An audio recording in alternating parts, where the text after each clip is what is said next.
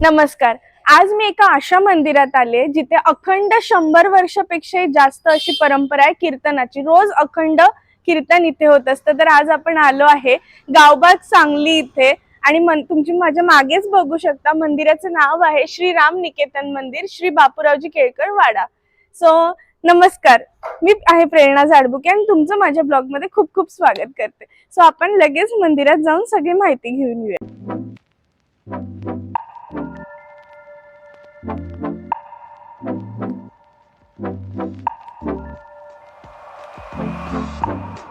तुम्ही बघू शकता मागे हा प्राचीन असा वाडा आहे आणि इथे चिमड संप्रदायाची परंपरा आहे. इथे अखंड कीर्तन होतं, म्हणजे एकही दिवस कीर्तन इथे चुकत नाही. सो इथले जे मठाधिपती आहे दीपक केळकर महाराज यांच्याकडून आपण आज माहिती घेऊन येत सगळे. तो नमस्कार. नमस्कार. जय आम्हाला या मंदिराबद्दल इतिहास सांगा, कधी काय म्हणजे सगळ्या गोष्टी सांगा इन जनरल. माझे खापर पणजोबा अनंत गंगाधर केळकर यांचे वडील गंगाधर केळकर आणि त्यांचे पुतणे नारोपंत केळकर हे आचरे गावचे राहणारे. आचरे म्हणजे आचरे तालुका मालवण जिल्हा सिंधुदुर्ग, तिथले आम्ही खरे मूळचे. आणि त्यांचे गोविंदराव बोडस म्हणून एक मित्र होते. असे तिघा जणांनी ठरवलं की आपण या सांगलीला जाऊन एखादा व्यवसाय सुरू करावा. म्हणून 150 वर्षापूर्वी या तिघांनी आचरे सोडलं आणि पायी मजल दर मजल करत कोल्हापूर मार्गे ते सांगलीला आले.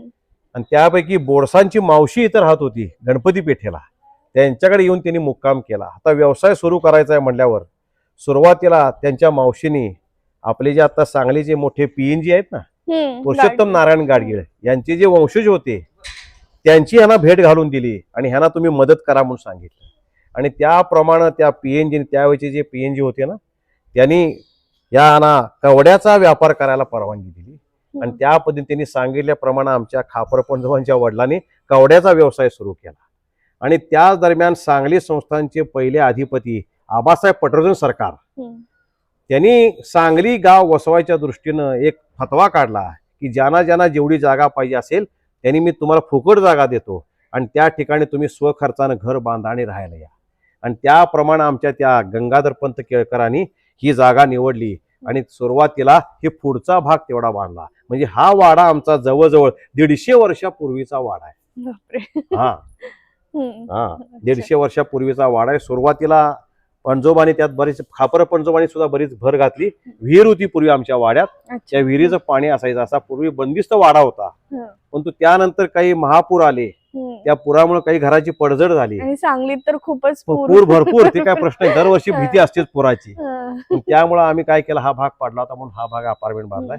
परंतु हा जुना भाग आहे तसाच आम्ही ठेवलेला आहे. असा खूप प्रसन्न वाटतं इथे येऊन. खूपच म्हणजे मंदिर असं घरात आल्यासारखं, खूप असं शांत. घराचे मंदिर झाले कसे, हा मूर्तिमंत उदाहरण आहे आपलं घर म्हणजे. आणि एक सांगू का, आमच्याकडे प्रसिद्धीचा प्रश्न येत नाही. आम्ही कधी बाहेर आमचे बोर्ड लावले नाही. हो खरंच, कधीच नाही. तुम्हाला बाहेर कुठेही ऐकण्यातच नाही, कधी नाही. झाकून परमार्थ करायचा असं आमच्या पणजोबांचं म्हणणं होतं आणि त्या पद्धतीनं आम्ही हा परमार्थ चालू ठेवलाय. आणि आमचे एक वडील म्हणायचे ते वाक्य अत्यंत महत्वाचं आहे. आता सांगली गावात 10 लाख लोकसंख्या आहे, आता 25 लाख झाली सोडा, पण तो 10 लाख लोकसंख्या आहे त्यातली इथे येतात किती, ज्याच्या प्रारब्धात आहे तोच आत येतो.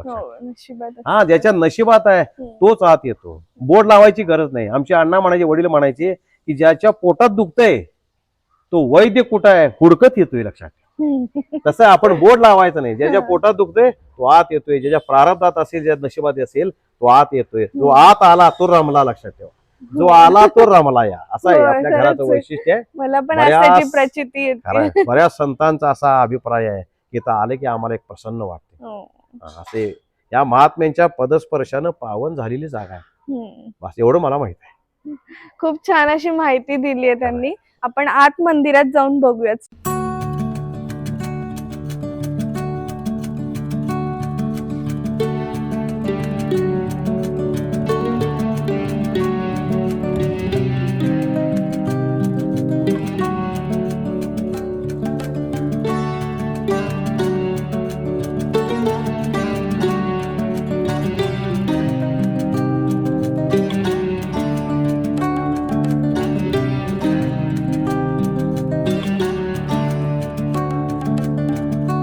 राजाधिराज सद्गुरुनाथ महाराज की जय, हनुमान गुरु की जय, रघुनाथ प्रिय साधू महाराज सद्गुरु गुरुलिंग जंगम महाराज, सद्गुरु मामा महाराज, इंदिरा गोविंद की जय, सद्गुरु दासराम महाराज की जय, सद्गुरु अण्णा महाराज की जय, राम संजीवनी सीता माता की जय, मंगलमूर्ती मोरया. तरी कीर्तनाचे नि नटनाचे, नाशिले व्यवसाय प्रायश्चित्ताचे, जे नामच नाही पापाचे, ऐसे केले नटनाम परमात्म्याचा अंतर्यामी होणारा नाच म्हणजे ते कीर्तन आहे. अशा कीर्तनाची परंपरा आपल्या केळकर घराण्यामध्ये गेली 100 वर्ष सुरू आहे. माझे आजोबा परमपूज्य सद्गुरू दासराम महाराज केळकर वयाच्या 5व्या वर्षापासून आमचे आजोबा कीर्तन करायला लागले.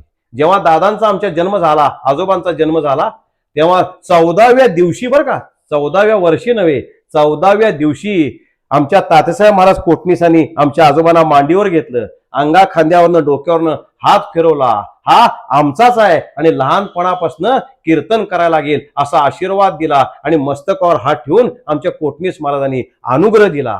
आणि त्यांच्याच शब्दानुसार आमचे दादा वयाच्या 5व्या वर्षापासून कीर्तन करायला लागले. आणि त्या कीर्तनात विषय होता ब्रह्म आणि माया. वयाच्या 5व्या वर्षी कीर्तन करायला लागले. वयाच्या 7व्या वर्षी आमच्या आजोबांना दादांना पहिला अभंग स्फुरला, गुरुचा पंखा असावावरती डंका गाजे त्रिजगती, गुरुचा पंखा गुरु कृपेचे असावे छत्र, श्रीराम हालवितो सूत्र, गुरुचा पंखा राम नामी रंगली ये वाणी, हीच लावण्याची खाणी, गुरुचा पंखा राम म्हणे नका धरू शंका, एक हलवा गुरु पंखा, गुरुचा पंखा. हा वयाच्या 7व्या वर्षी त्यांना अभंग स्फुरला आणि त्यानंतर त्यांनी जवळजवळ 2 ते 2.5 हजार अभंग तयार केलेले आहेत. वेगवेगळ्या वाङ्मयावर ज्ञानेश्वर महाराजांच्या, एकनाथ महाराजांच्या, समर्थ रामदास स्वामींच्या वाङ्मयावर त्यांनी अखंड अनंत लिखाण केलेलं आहे. अशा 250 वह्यामध्ये आमच्या आजोबांनी लिखाण करून ठेवलेलं आहे. अवतारी सत्पुरुष होते. वयाच्या 9व्या वर्षी आमच्या दादांनी रामदास बोध या नावाचा ग्रंथ लिहिला आणि ज्या ग्रंथामध्ये संन्यास म्हणजे काय हे 9व्या वर्षी आमच्या आजोबांनी सांगितलं. वयाच्या 9व्या वर्षी 13 अध्यायी रामदास बोध ग्रंथ लिहिला आणि त्यानंतर अनेक ग्रंथ आमच्या दादांनी स्वतः लिहिले आणि ते आमच्यातनं प्रकाशित झाले. असे अवतारी सत्पुरुष म्हणजे आमचे दादा होते. आणि आमचे दादा म्हणजे आमचे निंबरीकर महाराज, जे संप्रदायाचे मूळ पुरुष आहेत. गुरुलिंग जंगम महाराज निंबरगिरा यांचा मठ आहे. या निंबरकर महाराजांचे साक्षात अवतार होते असं म्हणलं तर वावगं ठरणार नाही. का सांगतो, आमचे दादा पहुडलेले असताना आणि निंबरकर महाराजांनी देह ठेवल्यानंतर 50-52 वर्षानं निंबरकर महाराज आमच्या दादांच्या समोर प्रगट झाले आणि त्यांनी कानडीतनं बोध केला. येनो इल्लदानो याक निंद नेनो सत्यचिदानंदनु आत्मा रामा, आत्मा रामा, आत्मा रामा, बंदिला जीवात्मा नोडगे वळगे, नाद बिंदू तोरिसितम्मा, तोरिसितम्मा, तोरिसितम्मा, हिंग हिंग रामा कुडी गुरु नामा, ಗುರುಪದ ಕಮಲದಲ್ಲಿ ಭೃಂಗ ಚಂದ್ರಮಾ, ಭೃಂಗ ಚಂದ್ರಮಾ, ಭೃಂಗ ಚಂದ್ರಮಾ, ಏನು ಇಲ್ಲದಾನು ಯಾಕ ನಿನ್ನ ನೇನು. हे पद आमच्या आजोबांना निंबरकर महाराजांनी प्रकाश रूपानं समोर दाखवलं, श्रुत केलं आणि ते त्याप्रमाणे आमच्या दादांना कानडी येत नव्हतं, पण त्यांनी मराठी लिपीमध्ये त्या उच्चारानुसार ते अभंग लिहून घेतला आणि त्यापासून आमच्या दादांना निंबरकर महाराजांनी 228 पद श्रुत केली आणि ती आमच्या दादांना दिली. खरं तर आमच्या आजोबांना कानडीचा कोणताही गंध नाही, परंतु दादांना आमच्या कानडी पदाद्वारे निंबरकर महाराजांनी बोध केला आणि त्या पुस्तकाचं नाव आहे गुरुलिंग गीता. असे अवतारी सत्पुरुष म्हणजे आमचे दासराम महाराज केळकर होते. या संप्रदायाचे मूळ म्हणजे आमचे निंबरकर महाराज. या निंबरकर महाराजांच्या पासून आमचा संप्रदाय सुरू झाला. निंबरकर महाराजांचे शिष्य रघुनाथप्रिय साधू महाराज, त्यांचे शिष्य रामभाऊ महाराज यरगट्टीकर, त्यांचे शिष्य हे कोटणीस महाराज, तात्यासाहेब कोटणीस महाराज आणि त्यांचे शिष्य आमचे दासराम महाराज. तसेच चिमट संप्रदायाचे नारायण महाराज यरगट्टीकर म्हणून सत्पुरुष होते, त्यांचे शिष्य आमचे मामा महाराज. पण आमच्या मामाना कीर्तनाची आज्ञा तात्साहेब महाराजांनी दिली आणि नामानुग्रह नारायण महाराजांनी दिला. अशा आमच्याकडं स्वरूप संप्रदाय आहे. जो समर्थांचा जो संप्रदाय आहे ना, तो स्वरूप संप्रदाय आहे. पण आमच्या संप्रदायाचा प्रमाण ग्रंथ कुठला असेल तर तो दासबोध आहे. आणि एक महत्वाची गोष्ट अशी आहे की आमचे जे मामा महाराज होते लहानपणापासून विरक्त होते. त्यांना प्रपंचात रस नव्हता, लहानपणापासून विरक्त होते. आणि जेव्हा लग्नाचं वय झालं तेव्हा त्यांचे वडील अनंतरावजी केळकर, त्यांचे वडील आहेत, ते त्यांच्या मागं लागले की बापू बापू म्हणायचे ना, बापू लग्न करून घे. परंतु आमचे मामा म्हणायचे लग्न केलं तर माझ्या हातनं परमार्थ घडणार नाही. परंतु जेव्हा सारखं मागं लागले तेव्हा आमच्या मामाने एक पर्याय काढला. का? आमचे मामा ज्ञानेश्वर महाराजांचे उपासक होते. रोज 2 तास लहानपणापासून महाराज ज्ञानेश्वर माऊली हा एवढाच जप करायचे. मग तिने पर्याय काढला. मामा म्हणाले वडिलांना, तुम्ही म्हणताय ना मी आळंदीला जातो, ज्ञानेश्वर महाराजांना विचारतो, ज्ञानेश्वर महाराज लग्न कर म्हणजे तर लग्न करणार, नाहीतर मी करणार नाही. आमच्या अण्णा गमतीनं म्हणायचे आता करून आल्यावर सांगतात लग्न केले म्हणून. परंतु आमचे मामा लग्न करू का नको विचारायला आळंदीला गेले. पिंपळाच्या पारावर बसले, ज्ञानेश्वरी पठण सुरू केलं. आणि 3ऱ्या दिवशी ज्ञानेश्वर महाराज आमच्या मामांसमोर प्रगट झाले. आणि ज्या रूपात प्रगट झाले तो फोटो आपण इथं लावलेला आहे. ज्ञानेश्वर महाराजांचा फोटो आहे हा. ह्या रूपात ज्ञानेश्वर महाराज प्रगट झाले. आणि ज्ञानेश्वर महाराजांनी विचारलं, बाळ तू का आलायस? तेव्हा मामाने आपल्या मनाची धारणा सांगितली. ते म्हणाले, महाराज माझे वडील माझ्या मागे लागले की लग्न करून घे, पण लग्न केलं तर माझ्या हातनं परमार्थ घडणार नाहीये. तेव्हा ज्ञानेश्वर महाराजांनी आशीर्वाद दिला, बाळ आई वडील म्हणतायत त्याप्रमाणे तू लग्न करून घे, तुला योग्य गुरुची गाठ पडेल आणि तुझा प्रपंचात परमार्थ कळसाला जाईल. आणि केवळ त्यांची आज्ञा म्हणून आमच्या मामाने लग्न केलं. म्हणून आम्ही आजची ही पिढी ज्ञानेश्वर महाराजांच्या कृपेनं आम्ही दिसतोय. असं ज्ञानेश्वर महाराजांची आमच्यावर अनंत कृपा आहे. नुसता दर्शन दिलं नाही, आमच्या ज्ञानेश्वर महाराजांनी आमच्या मामाला साक्षात स्वहस्ती लिहिलेली ज्ञानेश्वरी दिली आहे. ती ज्ञानेश्वरी सुद्धा आमच्या घरात आता उपलब्ध आहे. आणि त्या ज्ञानेश्वरीमध्ये सगळा दृष्टांताचा खुलासा एका पानावर मामाने केलेला आहे. पौष शुद्ध षष्ठी इसवी सन 1904 रोजी आमचे ज्ञानेश्वर महाराज प्रगट झाले. आणि त्यात त्यांनी लिहिले की त्यांनी पहिला सुरुवातीला मालिका सांगितली, आपली संप्रदाय मालिका सांगितली. आणि त्यानंतर ज्ञानेश्वर महाराजांनी विठ्ठली विठ्ठलाचा राम राम राम हा मंत्र आमच्या मामाला दिला. याचा अर्थ काय आहे? दीक्षा गुरु ज्ञानेश्वर महाराज आहेत असं मला वाटते. सगळ्यांचेच आशीर्वाद आमच्या घरामाग आहेत, त्यामुळे हे सगळं आमच्या हातनं घडते. आणि मामाना सांगितलं ज्ञानेश्वर महाराजांनी, काय सांगितलं? रोज 1100 जप करत जा असं लिहिलंय तिथं. आणि आमच्या पणजोबानी म्हणजे मामानी ग्वाही दिली आहे की तो जप मी करत जाईन असं खाली लिहिले. आणि खाली गोविंद, त्यांचं नाव गोविंद आहे. आणि स्वतः ज्ञानेश्वरी दिली, ही तसबीरही दिली, असा त्यात त्यांनी खुलासा केलेला आहे. अशी ज्ञानेश्वर महाराजांची आमच्यावर अनंत कृपा आहे. ज्ञानेश्वर महाराजांच्या कृपेनंच हा संप्रदाय आपला चाललेला आहे. आणि त्याच्यावरनच हे एक चित्र नंतर कलर चित्र एका पेंटरनी काढलेलं आहे. तसंच आमच्याकडे महत्वाची गोष्ट म्हणजे राम सीतेच्या मूर्ती आहेत तिथं. त्या सुद्धा राम सीतेच्या मूर्ती जमखंडीला एका गृहस्थांच्या घरी एका उपेक्षित जागी होत्या. आणि त्या गृहस्थाला दृष्टांत झाला की मी ह्या जागेमध्ये आहे आणि तिथनं तू मला बाहेर काढ आणि मला सांगलीला बापूराव केळकरांकडे नेऊन पोच कर. आणि त्यानं बघितलं आणि खरंच काढलं तर ह्या मूर्ती होत्या. पण त्याला बापूराव केळकर कोण आहेत माहित नाही. म्हणून तो सांगलीला 2 दिवस चौकशी केली, तेव्हा त्यांना कळलं की आमचे मामा आहेत. आणि त्यावेळेला आमच्या मामाने 3.5 कोटी राम नामाचं पुरस्रण पुरं केलं होतं. 3.5 कोटी. आणि त्यावेळेलाच बरोबर या राम सीतेच्या मूर्ती आल्या. आनंद मामाला फारच आनंद झाला. मग मामाने हे स्वतः तयार करून या राम सीतेच्या मूर्ती बसवल्या. खाली जी मूर्ती आहे बारकी आहे ती आमच्या मारुतीरायांची आहे. आणि त्या मारुतीचं वैशिष्ट्य असं आहे, हा जो मारुती आहे ना हा समर्थ रामदास स्वामींच्या हातचा मारुती आहे. त्याला सुद्धा मोठा काय इतिहास आहे. समर्थाने वेणाबाईंची मिरजेला मठाधिपती म्हणून नेमणूक केली. तेव्हा वेणाबाई म्हणाल्या, तुम्ही माझी नेमणूक केली आहे, मी खर तर बाई माणूस आणि त्यात मोंगलांचं राज्य, माझं रक्षण कोण करणार? तेव्हा समर्थांनी स्वहस्ते मारुती कोरला आणि तो त्यांच्या झोळीत घातला आणि हा मारुती तुझं रक्षण करेल म्हणून सांगितलं, तो झोळीत घातला. आणि असा मारुती 1949 सालापर्यंत मिरजेच्या वेणाबाईंच्या मठात होता. त्यानंतर एक दिवस त्यावेळेचे मठाधिपती रामचंद्र बुवा रामदासी म्हणून त्यांना मारुतीचा दृष्टांत झाला की माझं काम आता इथलं संपलेलं आहे, तू मला बापूराव केळकरांकडे नेऊन पोच कर. आणि कसे योगायोग आहेत बघा. आणि त्या वेळेला सुद्धा आमच्या मामांचं 3.5 कोटी राम नामाचं पुरस्रण पुरं झालं होतं.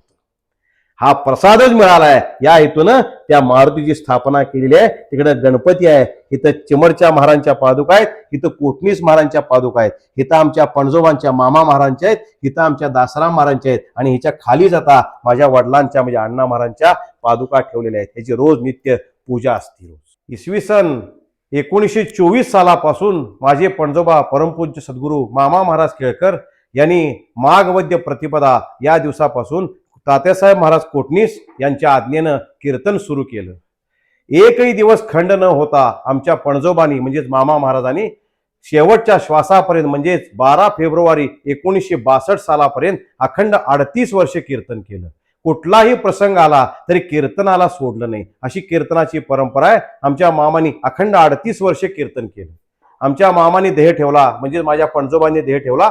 त्यानंतर माझे आजोबा तसेच माझे सद्गुरू परमपूज्य सद्गुरू दासराम महाराज केळकर यांनी 1962 सालापासून इसवी सन 2001 सालापर्यंत अखंड 39 वर्ष कीर्तन केलं.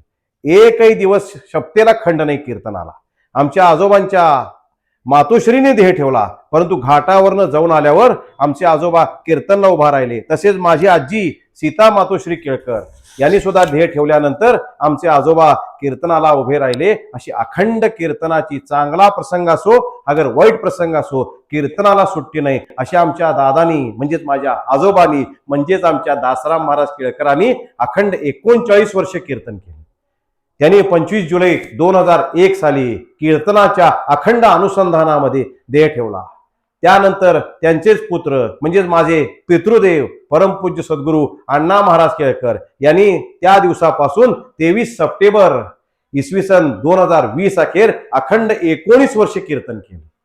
त्याच निष्ठेनं आणि त्याच तडफेनं आमच्या अण्णाने कीर्तन केलं. कायम आमचे वडील किंवा अण्णा कीर्तनात सांगायचे की हे कीर्तन मी करत नाही आहे, तर माझं कीर्तन हे दादाच करतायत, हा फक्त करणं आहे आणि या मुखातनं फक्त तेच बोलतायत, असा त्यांचा या कीर्तना संबंधात भाव होता. अशा आमच्या अण्णांनी अखंड 19 वर्ष कीर्तन केलं.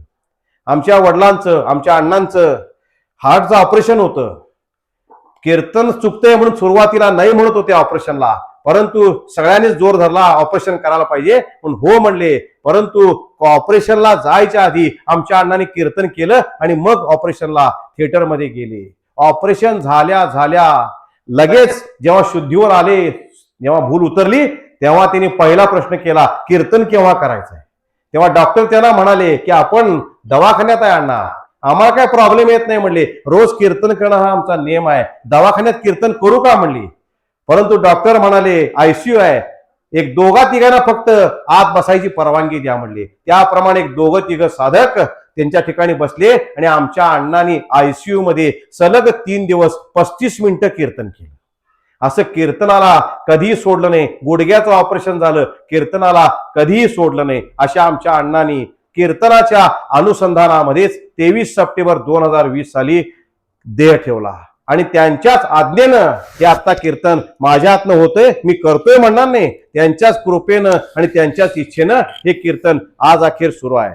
म्हणून माघवद्य प्रतिपदा इसवी सन 1924 सालापासून कीर्तन सुरू आहे. ते परवा माघवद्य प्रतिपदा 25 फेब्रुवारी 2024 साली अखंड कीर्तनाला 100 वर्षे पूर्ण झाली. असं जगाच्या पाठीवर एकही ठिकाण नसणार आहे की जिथं अखंड कीर्तन सुरू आहे.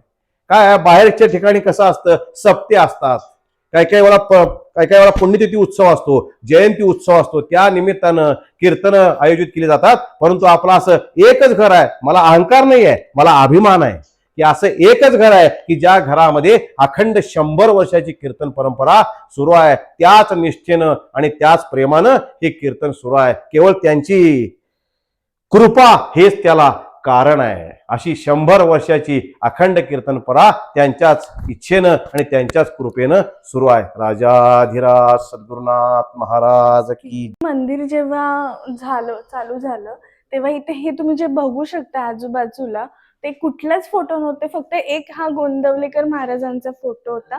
आणि हा फोटो आणि ते जे तुम्ही घड्याळ बघू शकता हे दोनच साक्षीदार आहे की इथे 100 वर्षापेक्षाही जास्त काळ उलटून गेलाय, अखंड कीर्तन चालू आहे. आपल्याकडे 100 वर्षाची कीर्तन परंपरा आहे असं आपण बाहेर सांगितलं की माणसांच्या मनात एक प्रश्न निर्माण होतो की रोज सांगता काय तुम्ही. हा बऱ्याच लोकांना पडलेला हा प्रश्न आहे आणि त्यांचा प्रश्न बरोबर आहे, चुकीचा आहे म्हणत नाही, तो प्रश्न बरोबर आहे. परंतु आमचे जे पणजोबा आहेत मामा महाराज केळकर आणि कीर्तन सुरू करत असतानाच एक कीर्तनाचा ढाचा तयार करून ठेवला आहे. तो ढाचा असा आहे, वर्षात 365 दिवस आहेत, बरोबर आहे ना. त्यातला चैत्र महिना जो आहे, पूर्ण चैत्र महिना, त्या चैत्र महिन्यात मामा महाराज केळकरांनी केलेले रामपाठ म्हणून 32 अभंग आहेत. त्या प्रत्येक अभंगावर रोज कीर्तन करायचं, असं चैत्र महिना ते 32 दिवसाचं काम झालं. श्रावण महिना जो आहे त्या श्रावण महिन्यात ज्ञानेश्वर महाराजांचा जो हरिपाठ आहे त्या हरिपाठातल्या प्रत्येक अभंगावर एक कीर्तन करायचं. असं चैत्र आणि श्रावण ह्या 2 महिन्याचं मामाने तयारी करून ठेवली. उरले 10 महिने. मग 10 महिन्यात ना तसे मामाने आमच्या काय केले, 20 अभंग निर्माण केले, म्हणजे लिहिलेत. मामाने सुद्धा आमच्या 2000 अभंग लिहिले. 2000 अभंग लिहिले, त्यातले 20 अभंग कीर्तनाकरता वेगळे निर्माण केले. आणि त्या 20 अभंगामध्ये प्रत्येक अभंगामध्ये 15 विषय. आता हा की नाही कार्तिक वद्य पक्ष आहे, म्हणजे आता वद्य सुरू आला, तर ह्या 15 दिवसात हा एकच अभंग बघायचा, परंतु या अभंगामध्ये 15 विषय निर्माण केले. म्हणजे एकेका शब्दावर तुम्ही कीर्तन करतो. रोज कीर्तन करतो 15 दिवस, असा तो अभंग संपवायचा.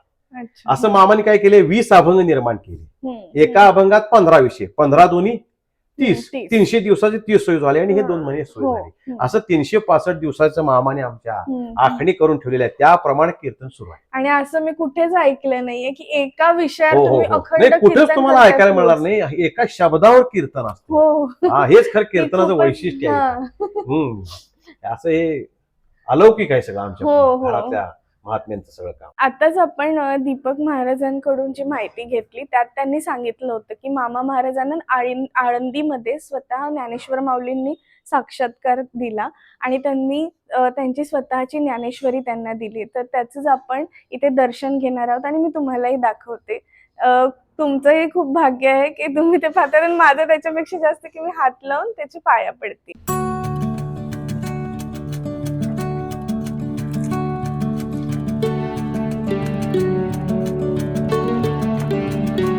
मगाशी जी माहिती दिली ना मी, आमच्या पणजोबांना जी ज्ञानेश्वरी मिळाली 1904 साली, ती ही ज्ञानेश्वरी आहे.